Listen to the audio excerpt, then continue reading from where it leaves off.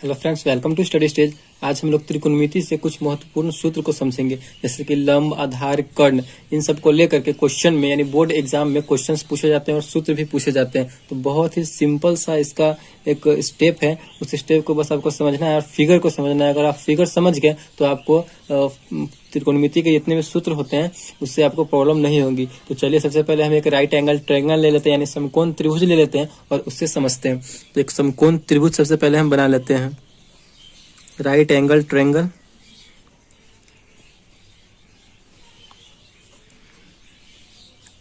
एक समकोण त्रिभुज हमने बना लिया, उसका हम लोग कुछ नाम दे देते हैं, जैसे कि ए, बी और सी। ए और बी, सी हम नाम दे दिए एक समकोण त्रिभुज का। इसमें अगर हम यहाँ पे, तो ये क्या हो गया, ये 90 डिग्री हो गया। समकोण त्रिभुज हमेशा 90 डिग्री का होता है, ये भी आपको ध्यान रखना है। तो ये इसका 90 डिग्री हो गया। अगर हम थीटा यहाँ से मानते हैं, अगर हम थीटा यहाँ से लेते हैं, इस कोण से लेते हैं, थीटा अगर हम इस कोण से लेते हैं, ये हमारा थीटा हो गया।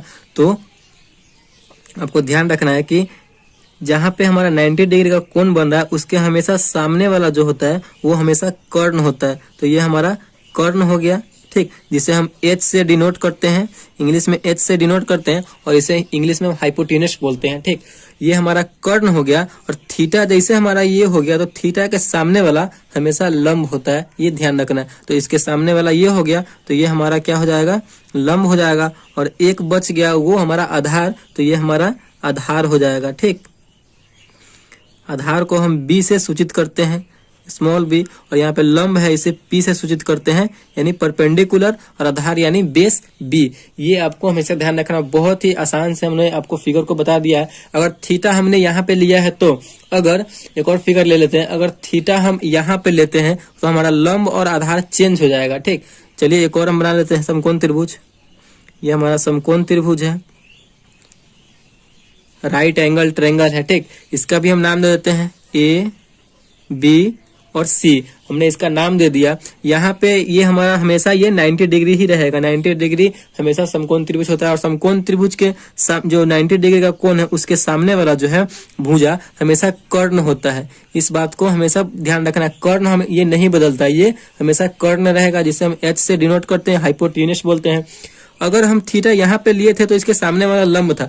अगर हम थीटा यहाँ पे लेते हैं, ये हमारा थीटा हो गया। थीटा जैसे ये वाला यहाँ पे थीटा लेंगे, तो इसके सामने वाला तो ये आ रहा है, तो इसके सामने वाला हमेशा लंब हो जाएगा, ठीक। इसके सामने वाला लंब हो जाएगा और एक बच जाएगा ये वाला, ये हमारा क्या हो जाएगा, तो आधार हो जाएगा।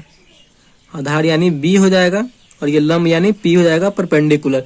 इस फिगर जो है बहुत ही आसान तरीका से हमने आप लोगों को फिगर को समझा दिया है। आई होप आपको ये फिगर बहुत ही अच्छे से समझ में आ गया होगा। थीटा अगर ये वाला होगा तो इसके थीटा के सामने वाला हमेशा लंब हो जाएगा और ये आधार हो जाएगा। और कर्ण तो हमेशा ही यही रहेगा, जहाँ पे 90 डिग्री के सामने वाला हमेशा कर्ण होता है। थीटा अगर ये रहे तो थीटा के सामने वाला लंब और 90 डिग्री जो कोण बन रहा है जहाँ पे, उसके सामने वाला कर्ण, और ये बच जाता है जो आधार हो जाता है। बस ये ध्यान में रखना है। तो लंब, कर्ण, आधार, यही इसका रूल है, यही चलते रहता है। तो चलिए साइन थीटा इक्वल टू क्या होता है लंब, आधार, कर्ण में, उसको हम लोग एक बार देख लेते हैं। तो साइन थीटा इक्वल टू होता है लंब बटे कर्ण, ठीक। आपको 3 फॉर्मूला याद रखना है, उससे हम आपको 6 फॉर्मूला पूरा याद हो जाएगा। त्रिकोणमिति में जो है 6 अनुपात होते हैं, त्रिकोणमितीय अनुपात 6 होते हैं। कौन कौन से? साइन, कॉस, कोसेक, सेक, टैन और कॉट, ये सब होते हैं त्रिकोणमितीय अनुपात। तो साइन थीटा इक्वल टू क्या होता है, लंब बटे कर्ण। साइन का आपको याद रखना है तो कोसेक का ऑलरेडी याद हो जाएगा। इन दोनों का आपस में एक रिलेशन है, इन दोनों का एक आपस में रिलेशन है। साइन थीटा इक्वल टू होता है लंब बटे कर्ण। अगर इंग्लिश में बात करें तो लंब यानी पी, परपेंडिकुलर, और कर्ण यानी एच, हाइपोटेनस, ठीक। इन दोनों का रिलेशन क्या है कि साइन का लंब बटे कर्ण है तो कोसेक का इसका उल्टा हो जाएगा। लंब बटे कर्ण है तो कोसेक थीटा का क्या हो जाएगा, कर्ण बटे लंब हो जाएगा, ठीक। कर्ण बटे लंब कहने का मतलब है H बाई P हो जाएगा। एकदम सिंपल सा है। एक क्वेश्चन हम याद किए, एक फॉर्मूला याद किए, तो दूसरा फॉर्मूला हमें ऑटोमेटिक याद हो गया। अब दूसरा क्या है, अब आप लोग यहाँ पे दूसरा देख रहे हैं कॉस थीटा। तो कॉस थीटा इक्वल टू क्या होता है, आधार बटे कर्ण। इसको आप याद रख सकते हैं।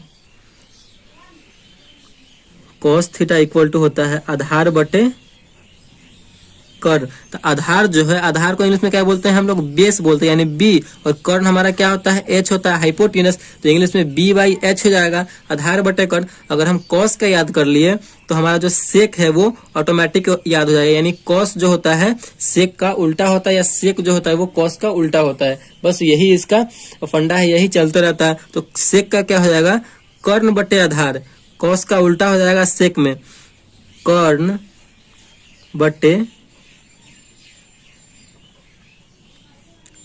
आधार हो जाएगा, यानी h बाई बी हो जाएगा। देखिए कितना सिंपल सा इसका रूल है, बस ऐसे ही याद रखना है, आपको हमेशा याद हो जाएगा। ये फॉर्मूला आपके माइंड में हमेशा सेट हो जाएगा। अब हमारा 2 फॉर्मूला और बच गया, कौन कौन सा, तो tan theta into cot theta. तो tan थीटा का आपको एक याद रखना है, tan थीटा का क्या होता है, लंब बटे आधार। tan थीटा इक्वल टू होता है लंब बटे आधार, लंब मतलब P परपेंडिकुलर, आधार मतलब B, P by B. tan का जब हमें याद हो गया तो यही इसका उल्टा हो जाता है, tan का उल्टा कॉट और कॉट का उल्टा tan। तो tan है लंब बटे आधार, तो कॉट क्या हो जाएगा, आधार बटे लंब हो जाएगा,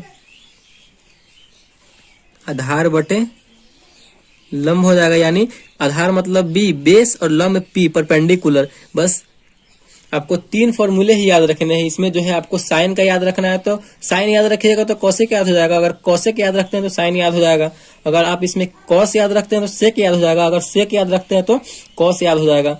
इसमें भी वही है, tan याद रखते हैं तो कॉट याद हो जाएगा, और कॉट याद रखते हैं तो tan याद हो जाएगा। बस यही इसका फॉर्मूला है। और फिगर तो सबसे मेन है, फिगर सबसे इंपॉर्टेंट है। फिगर आई होप आपको अच्छे से समझ में आ गई होंगी। अगर वीडियो आपको अच्छे से समझ में आई और फॉर्मूला आपको आपके माइंड में सेट हो गया है तो वीडियो को जरूर लाइक कीजिएगा और चैनल को अगर नए हैं तो सब्सक्राइब जरूर कीजिएगा। Thank you.